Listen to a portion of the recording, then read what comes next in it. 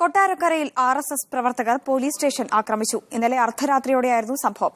ആക്രമണത്തിൽ CI അടക്കം 6 police ഉദ്യോഗസ്ഥർക്ക് പരിക്കേറ്റു.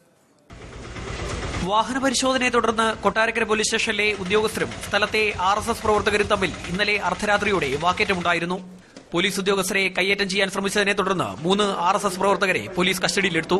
ഇത് ചോദ്യം ചെയ്യാൻ സ്റ്റേഷനിലേക്ക് RSS പ്രവർത്തകർ സംഘടിച്ചെത്തിയതോടെയാണ് അക്രമ സംഭവങ്ങൾ ആരംഭിച്ചത്. RSS പ്രവർത്തകർ പോലീസ് സ്റ്റേഷന് നേരെ നടത്തിയ കല്ലേറിൽ കൊട്ടാരക്കര CI സജിമോനും പുത്തൂർ SI സുധീഷിനും പരിക്കേറ്റു. പോലീസ് ജീപ്പടക്കം 3 വാഹനങ്ങളും തകർന്നു. തുടർന്ന് പ്രവർത്തകർ കൊട്ടാരക്കര ക്ഷേത്രത്തിന് സമീപമുള്ള RSS കാര്യാലയത്തിലേക്ക് പിൻവാങ്ങി. ഇവരെ പിന്തുടർന്ന് പോലീസ് കാര്യാലയത്തിന് മുന്നിലെത്തിയതോടെ വീണ്ടും കല്ലേറ് ആരംഭിച്ചു. 4 പോലീസ് ഉദ്യോഗസ്ഥർക്ക് പരിക്കേറ്റു. 3 മണിക്കൂറോളം പ്രവർത്തകർ നഗരത്തിൽ ഭീകരാന്തരീക്ഷം സൃഷ്ടിച്ചു. കൂടുതൽ പോലീസ് എത്തിയതോടെയാണ് രംഗം ശാന്തമായത്. സംഭവത്തിൽ RSS കൊട്ടാരക്കര താലൂക്ക് പ്രചാരക് ബിനേഷ് അടക്കം 5 RSS പ്രവർത്തകരെ പോലീസ് അറസ്റ്റ് ചെയ്തു. മീഡിയ 1 കൊല്ലം.